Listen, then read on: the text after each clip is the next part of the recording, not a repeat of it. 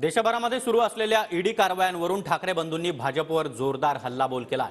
यंत्रणांच्या कारवायांचं राजकारण भविष्यात भाजपला देखील परवडणार नाही असं मनसे अध्यक्ष राज ठाकरे यांनी म्हटलंय।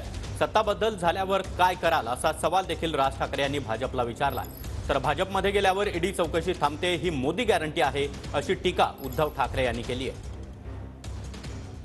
या प्रकारच्या ह्या ज्या कारवाया सुरू आहेत हे सगळं अशा प्रकारचं राजकारण हे भविष्यात भारतीय जनता पक्षालाही परवडणार नाही।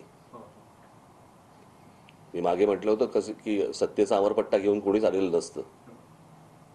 उद्या ज्यावेळेला सत्ता बदल होईल त्यावेळेला ज्यावेळेला दामदुमटीने ज्यावेळेला अंगावरती हे येतील दुसरे, तेव्हा काय कराल? काल अर्थसंकल्प जाहीर झाला, त्याच्यावरती मला जे काय बोलायचं ते मी बोललोय। मोदी गॅरंटी बद्दल सुद्धा बोललोय, ऐकलं ना तुम्ही?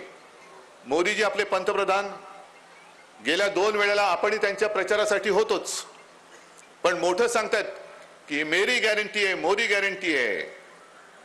मोदी गॅरंटी म्हणजे कोणती गॅरंटी? कि भ्रष्टाचार करा, भाजपात या, आपको कुछ नहीं होगा, मेरी मोदी गॅरंटी है।